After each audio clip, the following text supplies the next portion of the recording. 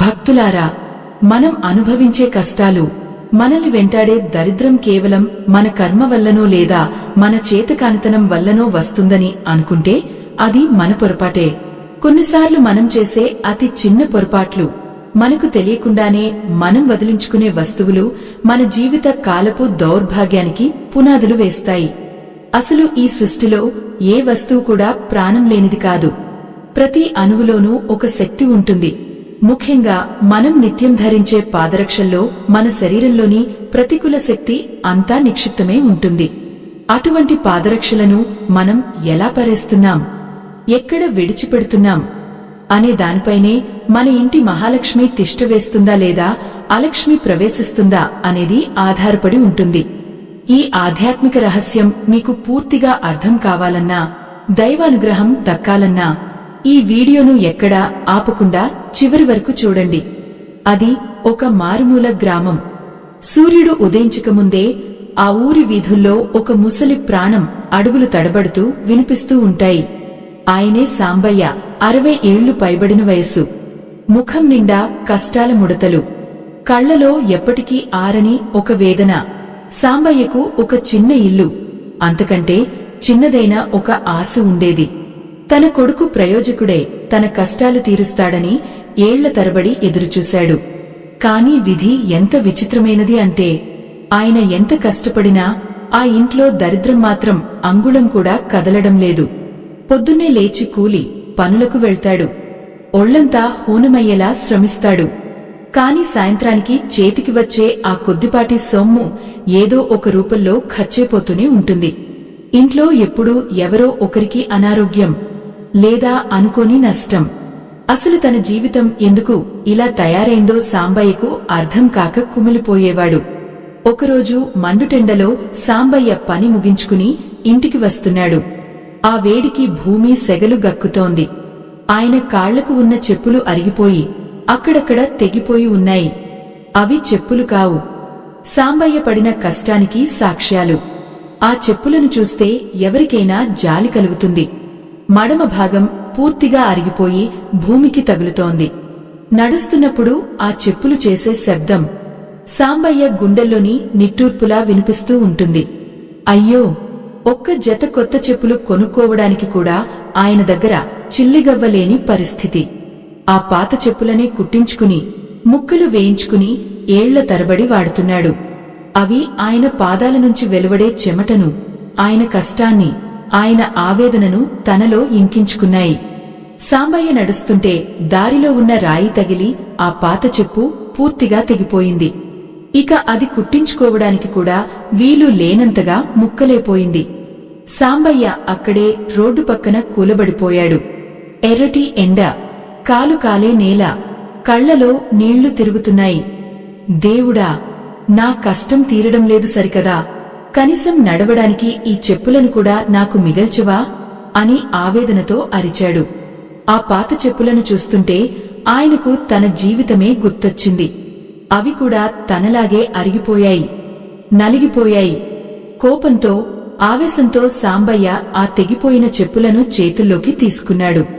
తన దరిద్రం అంతా ఆ చెప్పుల్లోనే ఉందని భావించాడు. ఆ గ్రామం శివార్లలో ఒక పాడుబడిన బావి, దాని పక్కనే ఒక పెద్ద చెత్త కుప్ప ఉండేది.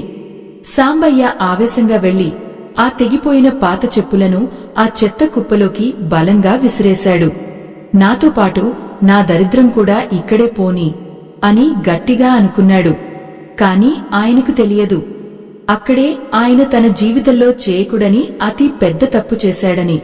మనం వాడిన వస్తువులను, ముఖ్యంగా మన పాదాలను తాకిన వస్తువులను పారేసేటప్పుడు కొన్ని నియమాలు పాటించాలి. అలా కాకుండా ఇష్టం వచ్చినట్లు పారేస్తే మన శని మన వెంటే వస్తుంది. సాంబయ్య ఆ చెప్పులను విసిరివేసిన మరుక్షణమే ఆకాశంలో మేఘాలు కమ్మేశాయి. ప్రకృతిలో ఏదో మార్పు మొదలైంది. ఇంటికి చేరుకున్న సాంబయ్యకు తెలియదు, తన కష్టాలు తీరడం కాదు కదా, అసలైన తుఫాను ఇప్పుడే మొదలవ్వబోతోందని. ఇంట్లోకి అడుగుపెట్టగానే సాంబయ్య భార్య లక్ష్మమ్మ గొల్లున ఏడుస్తూ కనిపించింది. ఆమె కళ్లలో భయం, ఒళ్లంతా వణుకు. ఏమైంది లక్ష్మీ, ఎందుకు అలా ఏడుస్తున్నావు అని సాంబయ్య ఆందోళనగా అడిగాడు. ఆమె నోట మాట రావడం లేదు. కేవలం చేయి చాపి లోపల గదివైపు చూపించింది. అక్కడ వారి కొడుకు స్పృహ లేకుండా పడి ఉన్నాడు. ఒళ్లంతా విపరీతమైన జ్వరం, తల ఔగిపోతోంది. సాంబయ్యకు కాళ్లు వణకడం మొదలయ్యాయి. ఇప్పుడే కదా చెప్పులు పారేసి వచ్చాను, దరిద్రం పోతుందనుకుంటే ఈ ఘోరమేంటి అని ప్రాణం విలవలలాడిపోయింది. ఎంతటి వేదన, ఎంతటి కష్టం! ఒక పక్క తినడానికి తిండి లేదు. ఇప్పుడు కొడుకు ప్రాణాల మీదకు వచ్చింది. ఊరిలో ఉన్న వైద్యుడిని పిలిపించాడు సాంబయ్య. ఆ వైద్యుడు పరీక్షించి, సాంబయ్య, ఇది మామూలు జ్వరం కాదు, ఏదో గ్రహ దోషంలాగా ఉంది. అబ్బాయి ప్రాణాలు దక్కడం కష్టమే అని చెప్పి వెళ్లిపోయాడు. సాంబయ్య గుండె చెరువైంది. దేవుడి పటం ముందు కులబడి ఏడవడం తప్ప ఆయన ఏమీ చేయలేకపోయాడు. ఆ రాత్రి సాంబయ్యకు ఒక వింత కల వచ్చింది. ఆ కలలో ఒక నల్లటి ఆకారం భయంకరమైన రూపంతో సాంబయ్య ముందు నిలబడింది. ఆ రూపం కాళ్లకు సాంబయ్య పరేసిన అవే పాత చెప్పులు ఉన్నాయి. నన్ను వదిలించుకోవాలని చూశావా? నీ పాదాల చెంత ఉన్న నన్ను నువ్వు గౌరవించకుండా చెత్తలో విసిరేశావు. ఇప్పుడు నీ ప్రాణమైన నీ కొడుకును నేను తీసుకుపోతాను అని ఆ ఆకారం గర్జించింది. సాంబయ్య ఉలిక్కిపడి లేచాడు. ఒళ్లంతా చెమటలు పట్టాయి. తెల్లవారగానే ఆ ఊరి పెద్దలు చెప్పిన ఒక సిద్ధాంతిగారి దగ్గరకు పరిగెత్తాడు. ఆ సిద్ధాంతిగారు సాంబయ్య ముఖం చూడగానే, సాంబయ్య, నువ్వు ఏదో అపచారం చేశావు. నీ ఇంట్లోని మహాలక్ష్మిని నువ్వే బయటకు నెట్టేశావు. ఆ పాత చెప్పులే నీ వినాశనానికి కారణం అని గంభీరంగా చెప్పారు. సాంబయ్యకు నోట మాట రావడం లేదు. కేవలం చెప్పులు పారేస్తే ఇంతటి దరిద్రం చుట్టుకుంటుందా? అసలు ఆ చెప్పులకు తన కొడుకు ప్రాణానికి సంబంధం ఏంటి? సాంబయ్య చేసిన ఆ తప్పును సరిదిద్దుకోవడానికి మార్గం ఉందా? సిద్ధాంతిగారి మాటలు వింటుంటే సాంబయ్య వెన్నులో వణుకు పుట్టింది. కళ్ల ముందు తన కొడుకు నిస్తేజంగా పడివున్న రూపం మెదిలి ప్రాణం విలవలలాడిపోయింది. అయ్యా, తెలియక చేసిన తప్పు. పేదవాడిని. ఆ పాత చెప్పులు తెగిపోతే కోపంతో విసిరేశాను తప్ప అందులో ఇంతటి అపచారం ఉందని నాకు తెలియదు స్వామి అని సిద్ధాంతిగారి కాళ్లమీద పడి వెక్కి వెక్కి ఏడవడం మొదలుపెట్టాడు. ఆ వృద్ధుడి కన్నీళ్లు నేలను తడుపుతుంటే ఆ గదిలో ఉన్న ధూపం పొగ కూడా ఆయన ఆవేదనకు సాక్షిగా నిలబడింది. సిద్ధాంతిగారు దీర్ఘంగా నిట్టూర్చి సాంబయ్య వైపు జాలిగా చూశారు. ఆయన గొంతులో ఒక గంభీరత, ఒక హెచ్చరిక ధ్వనించాయి. చూడు సాంబయ్య, ఈ సృష్టిలో మనం వాడే ప్రతి వస్తువుకు ఒక శక్తి ఉంటుంది. మన శరీరం నుంచి వెలువడే ప్రతికూల శక్తిని, మన కష్టాన్ని, మన అలసటను నిరంతరం భరించేవి మన పాదరక్షలు. నువ్వు ఎండలో నడిచినా, వానలో తడిచినా నీ పాదాలకు రక్షణగా నిలిచి నీ దరిద్రాన్ని తనలో దాచుకునేవి అవే. అటువంటి వస్తువును నువ్వు గౌరవంగా విడిచిపెట్టాలి కానే అలా అగౌరవంగా కోపంతో చెత్తకుప్పలో విసిరేయకూడదు. నువ్వు ఎప్పుడైతే ఆ చెప్పులను అలా విసిరేశావో నీకున్న దరిద్ర దేవతకు ఆగ్రహం కలిగింది. ఆ చెప్పుల్లో నిక్షిప్తమై ఉన్న నీ శని ఇప్పుడు నీ ఇంటి గడప దాటి లోపలికి ప్రవేశించింది. అందుకే నీ కొడుకు ప్రాణాల మీదకు వచ్చింది అని ఆయన వివరిస్తుంటే సాంబయ్య గుండె ఆగిపోయినంత పని అయింది. అయ్యో, ఎంతటి ఘోరం జరిగిపోయింది! తన చేతులతో తనే తన కొడుకు ప్రాణాలను అపాయంలోకి నెట్టేశాడా? సాంబయ్యకు తన పాత జీవితం గుర్తొచ్చింది. ఆ చెప్పులు వేసుకుని ఆయన ఎన్ని మైళ్లు నడిచాడో, ఎన్ని ఇళ్ల ముందు కూలికోసం కాచుకుని కూర్చున్నాడో. ఆ చెప్పులే కదా ఆయనను ముళ్ళు గుచ్చుకోకుండా కాపాడింది. మరి అటువంటి చెప్పులను అంత నిర్దయగా ఎలా పరేయాలనిపించింది? ఆవేశం మనిషిని ఎంతటి మూఖుడిని చేస్తుందో కదా. సాంబయ్య మనసులో పశ్చాత్తాపం అగ్నిలా దహిస్తోంది. స్వామి, ఇప్పుడు నేను ఏం చేయాలి? నా కొడుకు నాకు దక్కాలి. ఈ పాపం నుండి నాకు విముక్తి కలగదా అని దీనంగా అడిగాడు. సిద్ధాంతిగారు కాసేపు కళ్లు మూసుకుని ధ్యానంలోకి వెళ్లారు. ఆ గదిలో నిశ్శబ్దం రాజ్యమేలుతోంది. సాంబయ్య శ్వాస కూడా భయంతో ఆగిపోయినట్లు ఉంది. బయట పక్షుల అరుపులు, ఎండిపోయిన ఆకుల చప్పుడు అన్నీ ఏదో ఆపదను సూచిస్తున్నట్లు ఉన్నాయి. కాసేపటి తర్వాత సిద్ధాంతిగారు కళ్ళు తెరిచి, సాంబయ్య, నువ్వు చేసిన తప్పుకు ప్రాయశ్చిత్తం అంత సులభం కాదు. నువ్వు ఏ చెత్త కుప్పలో అయితే ఆ చెప్పులను పారేశావో అక్కడికి వెళ్లి వాటిని వెతకాలి. కాని అది అంత సామాన్యం కాదు. ఆ చెప్పులు ఇప్పుడు కేవలం వస్తువులు కావు, అవి నీ కర్మకు ప్రతిరూపాలు. నువ్వు వాటిని వెతికేలోపు నీ కొడుకు పరిస్థితి మరింత క్షీణించవచ్చు. నువ్వు ఎంత వేగంగా ఆ తప్పును సరిదిద్దుకుంటే నీ కొడుకు ప్రాణాలు అంత త్వరగా నిలబడతాయి అని చెప్పారు. సాంబయ్య వెనుక ముందు ఆలోచించకుండా అక్కడి నుండి పరుగు తీశాడు. కాళ్లలో సత్తువలేదు, కడుపులో ఆకలి నకనకలాడుతోంది. కాని కొడుకును రక్షించుకోవాలనే ఆరాటం ఆయనను నడిపిస్తోంది. దారి పొడవునా ఆయనకు తన కొడుకు నవ్వుతున్న ముఖమే గుర్తొస్తోంది. నాన్నా, నాకు కొత్త చెప్పులు కొనిస్తావా అని వాడు అడిగినప్పుడు, వచ్చే నెల కొనిస్తానురా అని అబద్ధం చెప్పిన రోజులు గుర్తొచ్చి సాంబయ్య కళ్ళు చెమర్చాయి. అయ్యో, కొడుక్కి కొత్తవి కొనివ్వలేకపోయాడు. కనీసం పాతవి సరిగ్గా వదిలించుకోలేకపోయాడు. ఎంతటి దురదృష్టవంతుడు ఆయన. ఎండ తీవ్రత పెరుగుతోంది. సాంబయ్య ఊపిరి పీల్చుకోవడం కష్టమవుతోంది. ఆ చెత్త కుప్ప ఉన్న గ్రామం శివార్లకు చేరుకున్నాడు. అక్కడ దుర్వాసన, కుక్కల అరుపులు, ఎటు చూసినా అసహ్యం కలిగించే వ్యర్థాలు. కాని సాంబయ్యకు అవేమీ కనిపించడం లేదు.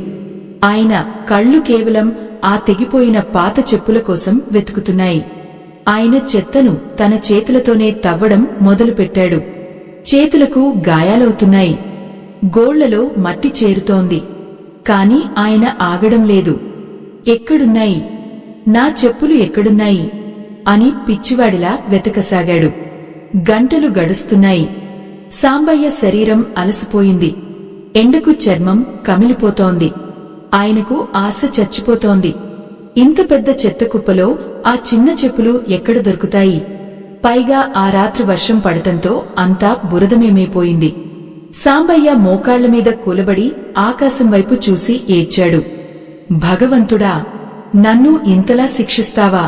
నా కొడుకును నాకు కాకుండా చేస్తావా అని అరిచాడు. అప్పుడే ఆయనకు దూరంగా ఏదో మెరిసినట్లు అనిపించింది. అది ఒక పాత ఇనుప ముక్క కాదు, ఆయన చెప్పులకు ఉన్న ఒక చిన్న ఇత్తడి బక్కెల్. సాంబయ్య కళ్ళు మెరిశాయి. ఆశగా ఆ వైపు పాకుతూ వెళ్లాడు. బురదలో కూరుకుపోయిన ఆ పాత చెప్పును బయటకు తీశాడు. అది ఇప్పుడు మరింత వికారంగా, మరింత భారంగా అనిపిస్తోంది. కాని రెండో చెప్పు ఎక్కడ? అది దొరకకపోతే ప్రాయశ్చిత్తం పూర్తి కాదు. సాంబయ్య మళ్లీ వెతకడం మొదలుపెట్టాడు. ఆ సమయంలోనే ఇంటి దగ్గర లక్ష్మమ్మ కేకలు వినిపిస్తున్నాయి. కొడుకు శరీరం నిప్పులా కాలిపోతోంది. వాడు గాలి పీల్చుకోవడానికి ఇబ్బంది పడుతున్నాడు.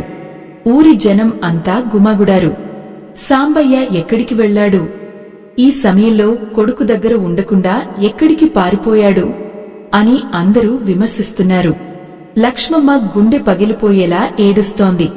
సాంబయ్యకు ఇవేమీ తెలియదు. ఆయన శ్రమ వృధా కాలేదు. రెండో చెప్పు కూడా దొరికింది. ఆ రెండు చెప్పులను తన చొక్కా కొంగుతో తుడుచుకుంటూ కళ్ళకద్దుకున్నాడు. నన్ను క్షమించు, నన్ను క్షమించు అని వాటిని వేడుకున్నాడు. కాని ఆయన పశ్చాత్తాపం సరిపోతుందా? ఆ చెప్పులను ఇప్పుడు ఏం చేయాలి? సిద్ధాంతిగారు చెప్పిన అసలైన రహస్యం ఇంకా ఉంది. కేవలం వెతకడం మాత్రమే కాదు, వాటిని ఒక పవిత్రమైన పద్ధతిలో విడిచిపెట్టాలి. అది ఎలాగో సాంబయ్యకు ఇంకా పూర్తిగా అర్థం కాలేదు.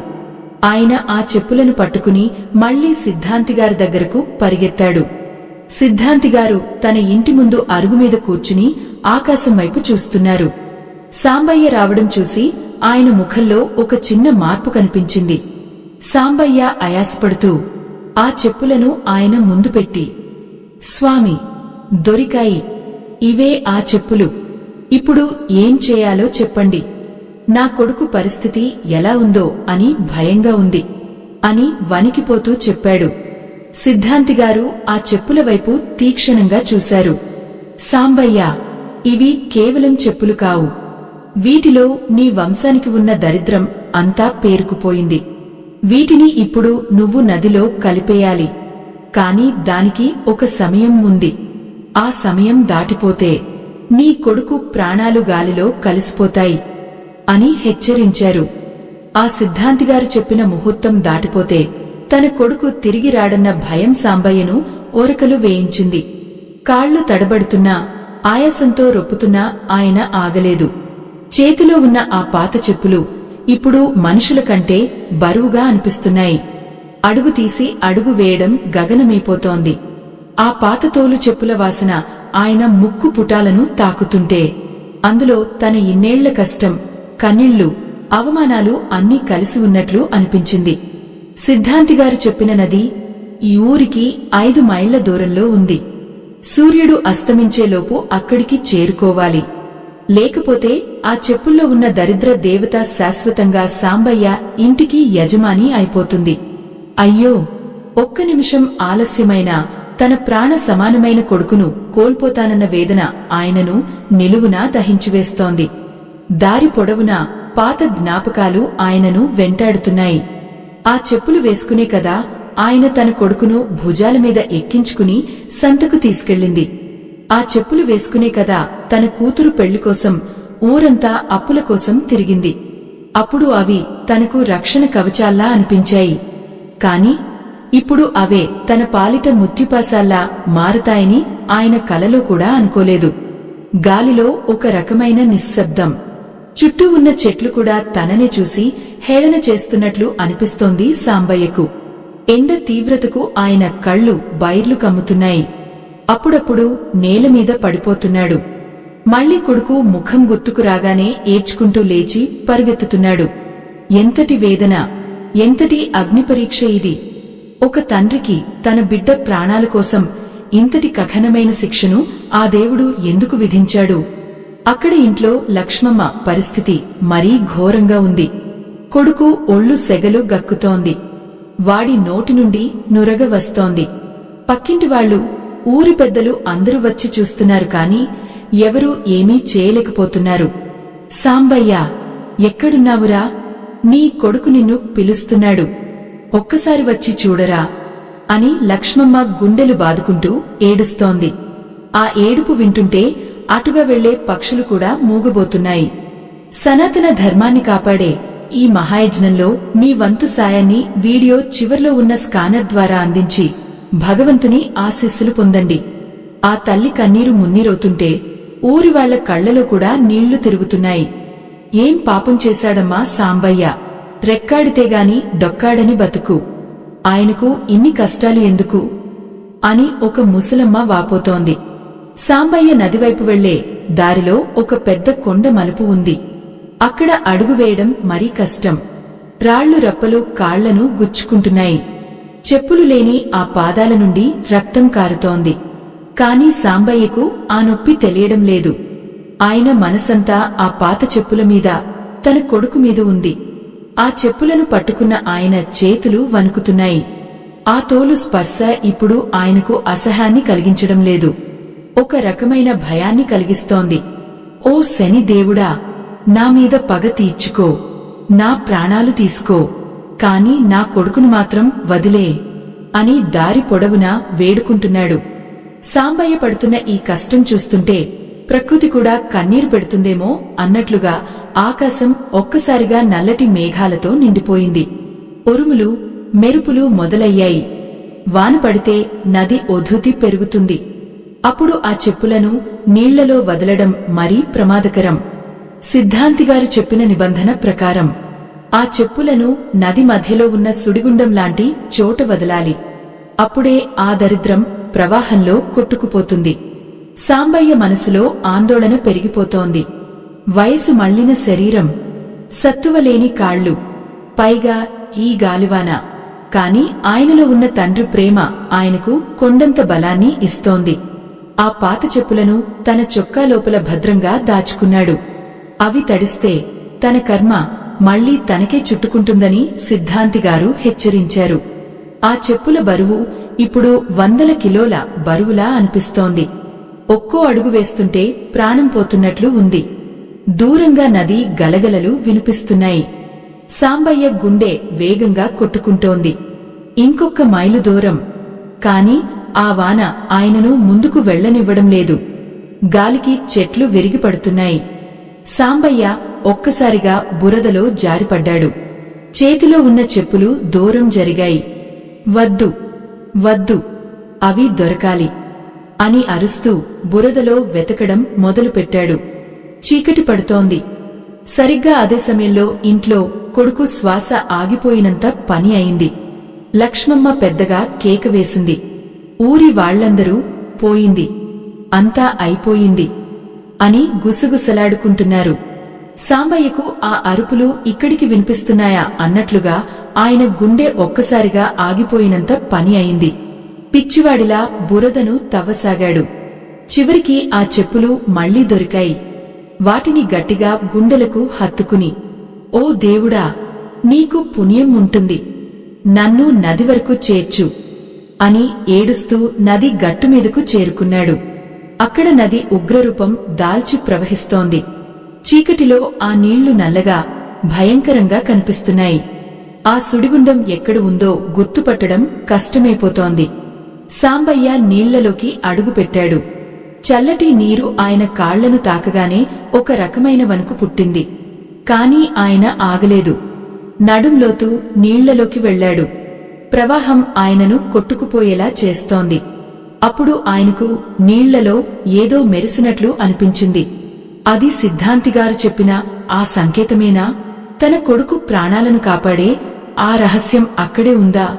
సాంబయ్య చేతులు పైకెత్తి ఆ పాత చెప్పులను నీళ్లలోకి వదలబోతున్నాడు. కాని అప్పుడే ఒక పెద్ద అలే వచ్చి ఆయనను ముంచేసింది. సాంబయ్య గాలికోసం కొట్టుకుంటున్నాడు. నీళ్లలో ఆయన మునిగిపోతున్నాడు. ఆ పాత చెప్పులు ఆయన చేతి నుండి జారిపోయి ప్రవాహంలో కొట్టుకుపోతున్నాయి. కాని అవి సుడిగుండంలో పడ్డాయా లేదా అనేది ఆయనకు తెలియడం లేదు. ఒకవేళ అవి సుడిగుండంలో పడకపోతే తన కొడుకు ప్రాణాలు దక్కవు. సాంబయ్య నీళ్లలో మునిగిపోతూ కూడా కేవలం తన కొడుకు గురించే ఆలోచిస్తున్నాడు. నాయనా, నిన్ను రక్షించుకోలేకపోతున్నానా అని ఆయన ఆఖరి శ్వాస పీలుస్తున్నాడు. ఆ నది ప్రవాహం ఆయనను ఎక్కడికో తీసుకెళ్తోంది. మరి సాంబయ్య బతికాడా? ఆ పాత చెప్పుల రహస్యం ఏమైంది? ఆ దరిద్ర దేవత సాంబయ్య ఇంటిని వదిలిందా లేదా అనేది ఊహించడానికే భయం వేస్తోంది. నీటి అడుగున ఊపిరి అందక సాంబయ్య ఊపిరితిత్తులు పగిలిపోతున్నంత వేదనగా ఉంది. ఆ చీకటి నీటిలో ఆయన కళ్లు తెరిచి చూడలేకపోతున్నాడు. కాని మనసులో మాత్రం ఆ పాత చెప్పుల రూపమే కదలాడుతోంది. ప్రవాహం ఆయనను రాళ్లకు కొడుతోంది. ఒళ్లంతా గాయాలవుతున్నాయి. రక్తం నీటిలో కలిసిపోతోంది. కాని ఆ ముసలి ప్రాణం తన గురించి తాను ఆలోచించడం లేదు. నా కొడుకు, నా నాయనా, వాడు బతకాలి అన్న ఒక్క ఆశే ఆయనను మృత్యువుతో పోరాడేలా చేస్తోంది. అప్పుడే ఒక అద్భుతం జరిగినట్లుగా నీటిపైకి ఆయన తల తేలింది. గాలిని గబగబా పీల్చుకుంటూ చుట్టూ చూశాడు. వాన కొంచెం తగ్గుముఖం పట్టినా గాలి హోరు మాత్రం తగ్గలేదు. దూరంగా ఆ పాత చెప్పులు ఒకదానికొకటి తగులుకుంటూ ఆ భయంకరమైన సుడిగుండం వైపు మెల్లగా కదులుతున్నాయి. ఆ సుడిగుండం చూడటానికి ఒక పెద్ద నల్లటి నోరు తెరిచిన రాక్షసుడిలా ఉంది.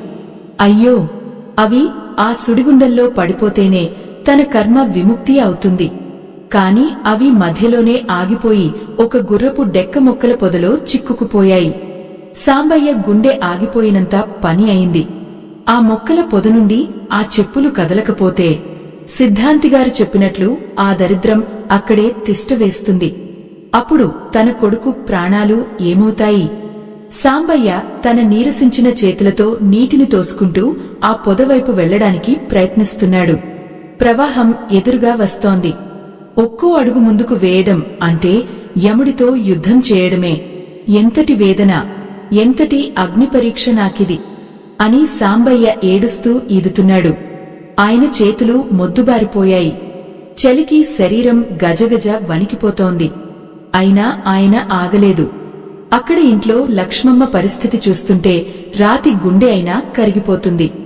తన కొడుకు కాళ్ళు, చేతులు చల్లబడిపోతున్నాయి.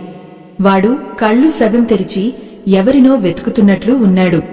నాన్నా, నాన్నా అని వాడు పిలుస్తున్న పిలుపు గాలిలో కలిసిపోతోంది. ఊరి వాళ్లంతా ఆ గదిలో నిశ్శబ్దంగా నిలబడి ఉన్నారు. అందరి కళ్లలోనూ కన్నీళ్లే. ఒక నిరుపేద తండ్రి తన కొడుకు కోసం పడుతున్న ఆవేదన ఆ ఇంటి గోడల మీద ప్రతిధ్వనిస్తోంది.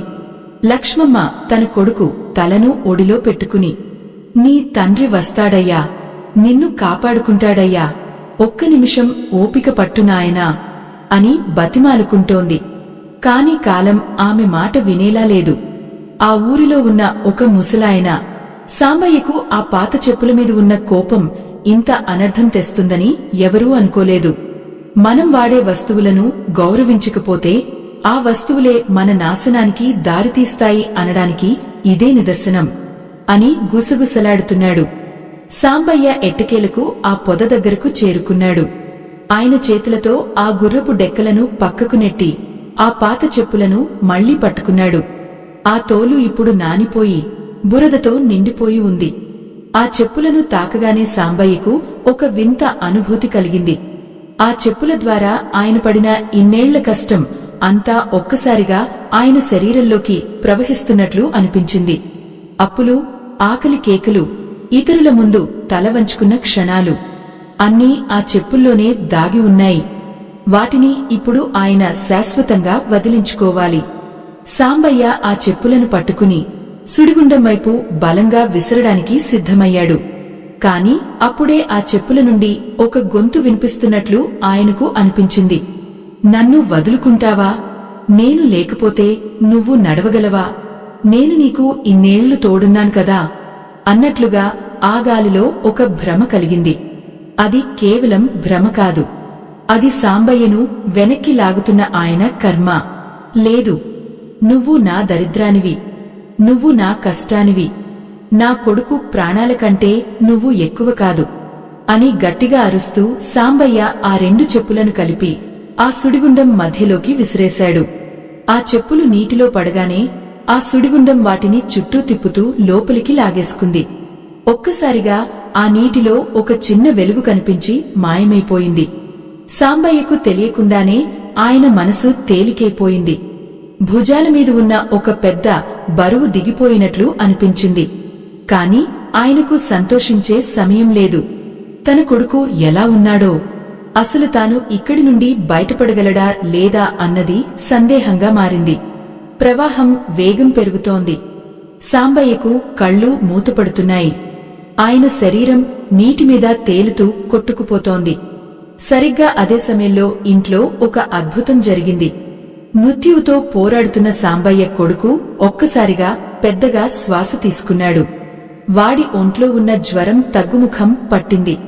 చల్లబడిపోయిన కాళ్లు, చేతులు మళ్లీ వెచ్చుబడ్డాయి. లక్ష్మమ్మ ఆశ్చర్యంతో నోరు వెళ్లబెట్టింది. నాయనా, నా బంగారు తండ్రి, కళ్ళు తెరువయ్యా అని ఏడుస్తూ పిలిచింది. వాడు నెమ్మదిగా కళ్ళు తెరిచి, అమ్మా, నాన్న ఎక్కడా? ఆకలిగా ఉంది అని అడిగాడు. ఆ మాట వినగానే లక్ష్మమ్మకు ప్రాణం వచ్చినట్లు అయింది. ఊరి వాళ్లంతా ఆశ్చర్యపోయారు. ఇదేం వింత, ఇందాకటి వరకు ప్రాణం పోతుందన్నవాడు ఇప్పుడు ఇంత ఆరోగ్యంగా ఎలా ఉన్నాడు అని అందరూ చర్చించుకోవడం మొదలుపెట్టారు. సిద్ధాంతిగారు చెప్పిన రహస్యం నిజమైంది. సాంబయ్య తన దరిద్రాన్ని నదిలో కలిపేయగానే ఆయన కొడుకుకు ఉన్న గండం తొలగిపోయింది. కాని సాంబయ్య ఏమయ్యాడు? ఆయన తన కొడుకును రక్షించి తన ప్రాణాలను పణంగా పెట్టాడా? ఆ చీకటి రాత్రిలో నదీ ప్రవాహంలో కొట్టుకుపోయిన ఆ ముసలి ప్రాణం ఎక్కడుంది? లక్ష్మమ్మ సంతోషం ఎక్కువసేపు నిలవలేదు. తన కొడుకు బతికాడు కాని తన భర్త ఇంకా ఇంటికి రాలేదు. ఆమె ఆందోళన మళ్లీ మొదలైంది. అయ్యా, ఎక్కడున్నావు?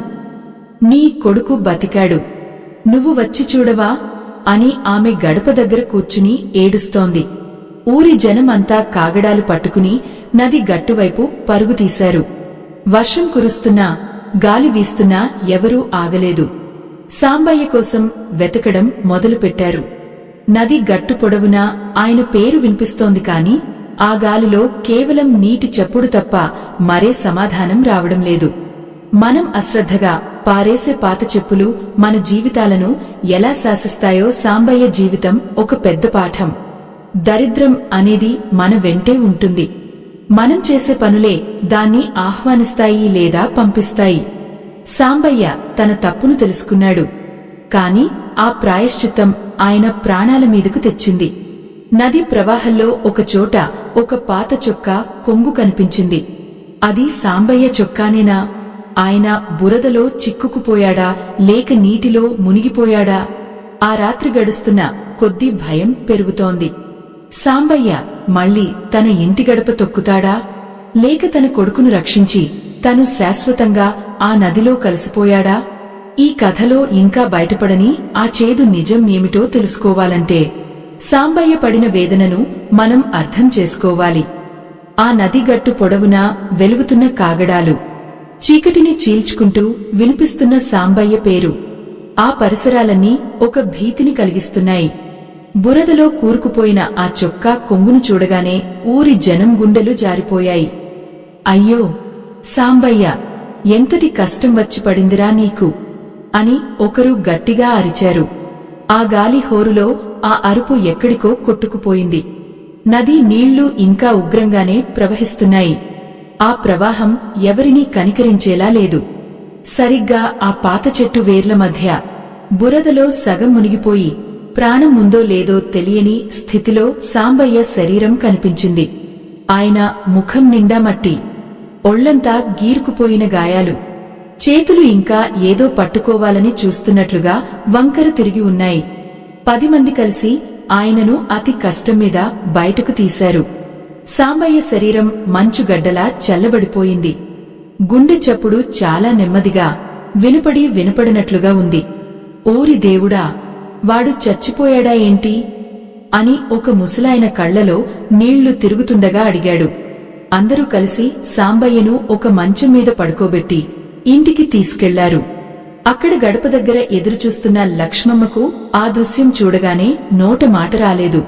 కొడుకు బతికాడు అన్న సంతోషం నిమిషాల్లోనే ఆవిరైపోయింది. అయ్యో ఏమండి, ఒక్కసారి కళ్ళు తెరవండి, మన కొడుకు లేచాడు, మిమ్మల్ని పిలుస్తున్నాడు, ఒక్కసారి చూడండి అని ఆమె గొంతు చించుకుని ఏడుస్తోంది. ఎంతటి వేదన, ఎంతటి కన్నీటిగాథ! ఒక తండ్రి తన కొడుకు ప్రాణాల కోసం తన ప్రాణాలనే పణంగా పెట్టాడు. సాంబయ్యను లోపల పడుకోబెట్టారు. కొడుకు నెమ్మదిగా నడుచుకుంటూ వచ్చి తన తండ్రి పక్కన కూర్చున్నాడు. వాడి కళ్లలో అమాయకత్వం. తండ్రి ఎందుకు ఇలా పడి ఉన్నాడో అర్థం కాక ఆయన చల్లటి చేతులను తన చిన్న చేతులతో రాస్తూ నాన్నా నాన్నా అని పిలుస్తున్నాడు. ఆ పిలుపుకు సాంబయ్య శరీరంలో ఒక చిన్న చలనం కలిగింది. నెమ్మదిగా కళ్ళు తెరిచాడు. కాని ఆ కళ్లలో వెలుగులేదు. కేవలం ఒక రకమైన శూన్యం కనిపిస్తోంది. సిద్ధాంతిగారు అప్పటికే అక్కడికి చేరుకున్నారు. సాంబయ్య పరిస్థితి చూసి ఆయన ఒక దీర్ఘ నిట్టూర్పు విడిచారు. సాంబయ్య, నువ్వు చేయాల్సిన పని పూర్తి చేశావు. నీ దరిద్రాన్ని నదిలో కలిపేశావు. నీ వంశానికి ఉన్న శాపం విముక్తి పొందింది. కాని నువ్వు విడిచిపెట్టిన ఆ దరిద్రం నిన్ను అంత సులభంగా వదిలించుకొనివ్వదు అని గంభీరంగా చెప్పారు. సిద్ధాంతిగారి మాటలకు అక్కడ ఉన్న వారందరూ నిశ్శబ్దంగా ఉండిపోయారు. అసలు ఒక పాత చెప్పును పారేయడం వల్ల ఇంతటి ఘోరం జరుగుతుందా అనే సందేహం అందరి మనసుల్లోనూ ఉంది. దాన్ని గమనించిన సిద్ధాంతిగారు, చూడండి, మనం నిత్యం వాడే వస్తువులు మన కర్మను మోస్తాయి. ముఖ్యంగా చెప్పులు మన శరీరంలోని అశుభాన్ని, దౌర్భాగ్యాన్ని గ్రహిస్తాయి. అవి అరిగిపోయినప్పుడు, తెగిపోయినప్పుడు వాటిని గౌరవంగా పారేయాలి. వాటిని కాలితో తన్నడం లేదా ఆవేశంతో చెత్త కుప్పల్లో విసిరేయడం అంటే మన కర్మను మనం అవమానించడమే, ఆ దరిద్ర దేవతను మనం రెచ్చగొట్టడమే. సాంబయ్య ఆవేశంలో చేసిన పనివల్ల ఆ అలక్ష్మి ఆగ్రహించింది. ఇప్పుడు ప్రాయశ్చిత్తం జరిగింది. కాని ఆ దరిద్రం పోయేటప్పుడు ఏదో ఒకటి తనతో పట్టుకుపోతుంది అని వివరించారు. లక్ష్మమ్మ వణికిపోతూ, అయ్యా, నా భర్త ప్రాణాలకు ఏమీ కాదు కదా, ఆయన పోతే నేను, నా పిల్లలు ఏమైపోతాం అని వేడుకుంది. సాంబయ్య గొంతు నుండి ఒక చిన్న మూలుగు వినిపించింది. ఆయన ఏదో చెప్పాలని ప్రయత్నిస్తున్నాడు, కానీ మాట రావడం లేదు. సిద్ధాంతిగారు సాంబయ్య నెత్తిమీద చేయి పెట్టి, సాంబయ్య, నువ్వు భయపడకు, నీ త్యాగం వృధా కాదు అని ధైర్యం చెప్పారు. ఆ రాత్రి గడుస్తున్న కొద్ది సాంబయ్యకు ఒక రకమైన ప్రశాంతత కలుగుతోంది. ఆయన మనసులో ఇన్నేళ్ల కష్టాలు ఒక్కొక్కటిగా మాయమవుతున్నట్లు అనిపిస్తోంది. ఆ చెప్పులతో పాటు తన పేదరికం, తన అవమానాలు అన్నీ ఆ నదిలో కొట్టుకుపోయాయని ఆయనకు అర్థమైంది. కాని ఆ శరీరం మాత్రం సహకరించడం లేదు. ఒక్కసారి ఆలోచించండి, మన చుట్టూ ఉన్న ఎన్ని వస్తువులను మనం ఇలాగే అగౌరవపరుస్తున్నాం. మన బట్టలు, మన చెప్పులు, మనం వాడే ప్రతి వస్తువు మనకు ఏదో ఒక విధంగా సాయపడుతూనే ఉంటాయి. వాటి పని ముగిసినప్పుడు వాటిని జాగ్రత్తగా సాగనంపాలి. సాంబయ్య చేసిన ఆ చిన్న పొరపటే ఆయన జీవితాన్ని తలకిందులు చేసింది. రాత్రి గడుస్తోంది. కోడి కూసే సమయం దగ్గర పడుతోంది. సాంబయ్య శ్వాసలో కొంచెం స్థిరత్వం వచ్చింది. ఆయన తన కొడుకు వైపు చూసి చిన్నగా నవ్వాడు. ఆ నవ్వులో ఒక తండ్రికి ఉండే సంతృప్తి ఉంది. తన బిడ్డ బాగుంటే చాలు, తనకేమైనా పర్వాలేదన్న ఆ త్యాగం ఆ నవ్వులో కనిపిస్తోంది. కాని ఆ ఊరి జనం మాత్రం ఇంకా భయంలోనే ఉన్నారు. ఆ నది నుండి వచ్చిన ఆ దరిద్రం ఇంకా ఈ గడప దగ్గరే తిష్టవేసి ఉందా? సాంబయ్య పూర్తిగా కోలుకుంటాడా, లేక ఆ దరిద్రం ఆయన ప్రాణాలను తనతో పాటు నదిలోకి తీసుకెళ్లిపోతుందా? లక్ష్మమ్మ దీపం ముందు కూర్చుని తన భర్త కోసం నిరంతరం ప్రార్థిస్తోంది. ఆ దీపం జ్వాల ఒక్కసారిగా పెరిగి ఆరిపోయింది. అది చూసిన లక్ష్మమ్మ గుండె జారిపోయింది. ఏమిటిది, అపశకునమా అని ఆమె కేక వేసింది. గదిలో మళ్లీ నిశ్శబ్దం. సాంబయ్య కళ్ళు మూసుకున్నాడు. ఆయన ప్రాణం అనంత వాయువుల్లో కలిసిపోయిందా, లేక ఆయనగాగా నిద్రలోకి వెళ్లాడా? సిద్ధాంతిగారు సాంబయ్య నాడిని పట్టుకుని చూశారు. ఆయన ముఖంలో ఒక వింత భావం. అది దుంహకమా లేక ఆశ్చర్యమా? సాంబయ్య జీవితం ఒక ముగింపునకు చేరుకుంది.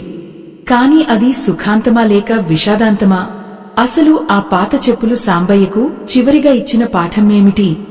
ఆ గదిలో అలుముకున్న నిశ్శబ్దం, ఆరిపోయిన దీపం తెచ్చిన అంధకారం లక్ష్మమ్మ గుండెల్లో గుణపాల్లా గుచ్చుకుంటున్నాయి. తన భర్త చేయి పట్టుకుని చూస్తున్న సిద్ధాంతిగారి ముఖంలో ఎటువంటి చలనం లేదు. కొడుకు మాత్రం తన తండ్రి పక్కనే పడుకుని ఆయన గుండెల మీద చేయి వేసిగాగా నిద్రలోకి జారుకున్నాడు. లక్ష్మమ్మ ఏడవడానికి కూడా శక్తి లేక అలా రాతి బొమ్మలా కూర్చుండిపోయింది. సరిగ్గా అప్పుడే బయట నుండి సూర్యుడి మొదటి కిరణం కిటికీ గుండా లోపలికి ప్రవేశించి సాంబయ్య ముఖం మీద పడింది. సాంబయ్య కనురెప్పలు మెల్లగా కదిలాయి. ఆయన ఒక దీర్ఘమైన నిట్టూర్పు విడిచి నెమ్మదిగా కళ్ళు తెరిచాడు. ఆ కళ్లలో ఇందాకటి శూన్యం లేదు. ఒక వింతైన తేజస్సు, ఒక తెలియని ప్రశాంతత కనిపిస్తున్నాయి. సిద్ధాంతిగారు చిరునవ్వు నవ్వి సాంబయ్య చేతిని వదిలేశారు. సాంబయ్య, నువ్వు గెలిచావు. నీ ప్రాణం పోలేదు. నీలో ఉన్న దౌర్భాగ్యం మాత్రమే పోయింది. ఈ ఉదయం నీ జీవితంలో ఒక కొత్త వెలుగును తెచ్చింది అని గంభీరంగా చెప్పారు. లక్ష్మమ్మ ఆ మాట వినగానే తన భర్త కాళ్లమీద పడి వెక్కి వెక్కి ఏడ్చింది. అది దుమఖంతో వచ్చిన ఏడుపు కాదు, తన మాంగల్యం నిలిచినందుకు, తన ఇల్లు గట్టెక్కినందుకు కలిగిన సంతోషం. సాంబయ్య మెల్లగా లేచి కూర్చున్నాడు. ఆయనకు ఇప్పుడు ఒళ్ళు నొప్పులు లేవు. మనసులో ఎటువంటి భారం లేదు. తన కొడుకు ప్రశాంతంగా నిద్రపోవడం చూసి ఆయన కళ్లలో ఆనంద బాష్పాలు రాలాయి. అయ్యో, ఒక్క చిన్న పొరపాటు ఎంతటి అనర్థానికి దారితీసిందో కదా అని ఆయన మనసులోనే అనుకున్నాడు.